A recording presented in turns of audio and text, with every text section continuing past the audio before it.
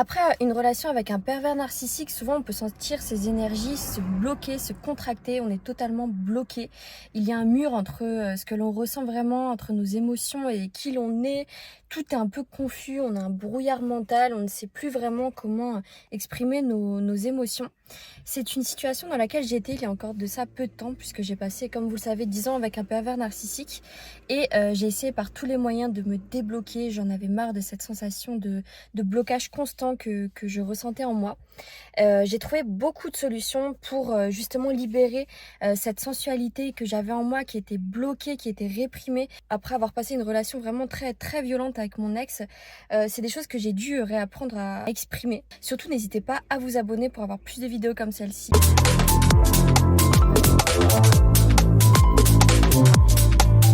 Si vous regardez cette vidéo, c'est que peut-être que vous avez ressenti comme moi la difficulté que l'on peut avoir après avoir passé beaucoup de temps avec un pervers narcissique pour être vraiment qui l'on est, pour faire ressortir nos émotions, pour nous faire parler même.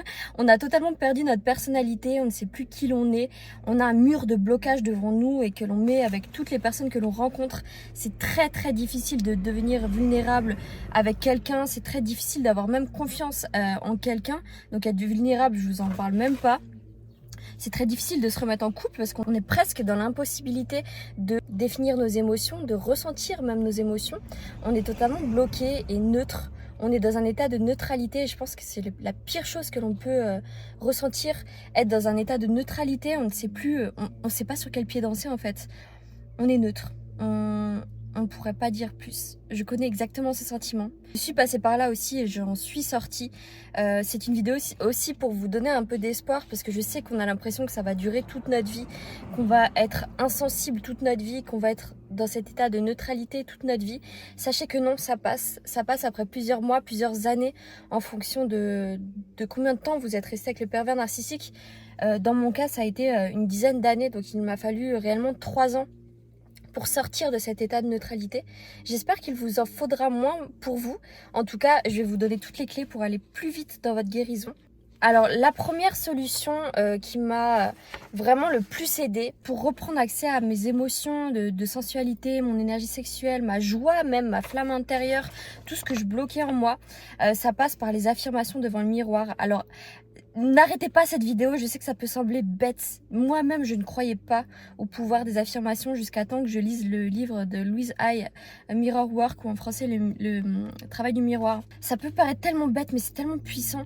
En fait, ça consiste en le fait que chaque jour, vous allez vous réveiller. Souvent, il est très difficile d'accepter, surtout pour les femmes d'ailleurs, je ne sais pas pourquoi, mais d'accepter notre tête au réveil. On n'est pas maquillé, on n'aime pas nous voir avec nos cernes. Bref, on a du mal à nous accepter au réveil.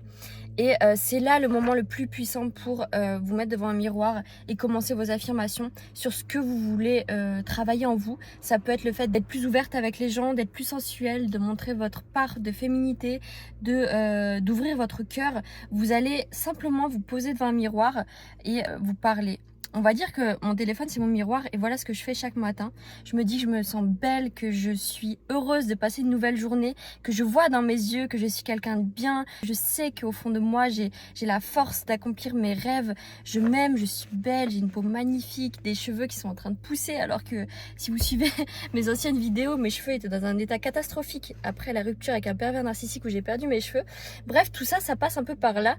Vous allez me dire que ça a pas de rapport, mais si. Vous pouvez voir que je vais mieux parce que mes cheveux poussent, ma peau va mieux. Donc parlez-vous devant le miroir le matin et le soir. Quand vous allez mal, regardez-vous droit dans les yeux et vous allez voir que le fait de vous regarder droit dans les yeux, vous ne pourrez pas vous mentir à vous-même. Vous êtes obligé d'être sincère, d'être honnête avec vous et ça peut très souvent vous amener même à pleurer, à avoir les larmes aux yeux. Ça m'arrive très très souvent parce qu'en fait ça va tout de suite mieux quand on se parle en se regardant droit dans les yeux. On sait exactement quel est le problème, on sait exactement quoi faire. Il y a tout qui nous paraît facile parce qu'on sait à qui on parle. On revient à nous-mêmes, on réapprend à nous connaître. On prend énormément confiance en nous en nous parlant devant un miroir. Donc s'il vous plaît, essayez ça et mettez-moi dans les commentaires ce que vous en pensez. Le deuxième moyen, c'est de bouger littéralement ces énergies.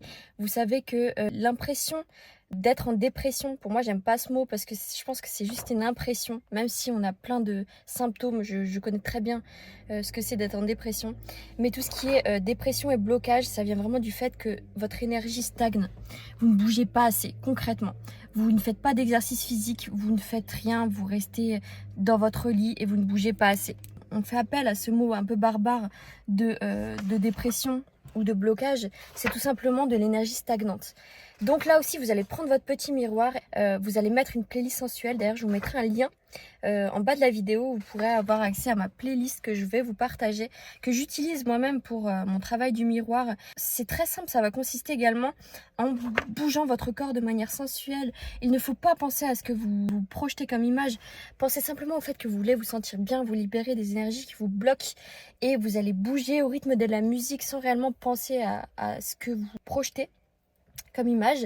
Vous allez voir que toutes vos énergies vont bouger, surtout dans vos hanches, si vous n'avez pas l'habitude même de bouger vos poignets ou votre cou, tous les endroits que vous n'avez pas l'habitude de bouger. Sachez qu'il peut y avoir de l'énergie négative, stagnante, qui contribue au fait que vous êtes en dépression, que vous êtes mal. Donc, bougez votre corps sur de la musique sensuelle et vous verrez qu'après, vous allez vous sentir énormément mieux. Ça va vous permettre de vous débloquer. Il faut savoir que tout ça, il faut le faire de manière constante, donc de manière quotidienne, c'est beaucoup mieux. Si vous faites ça un peu chaque jour, vous allez voir réellement les bénéfices que vous allez en retirer sur votre vie quotidienne. C'est juste incroyable. Voilà, cette vidéo se termine. Je vous fais de gros bisous. N'oubliez pas de vous abonner et à très vite pour une prochaine vidéo.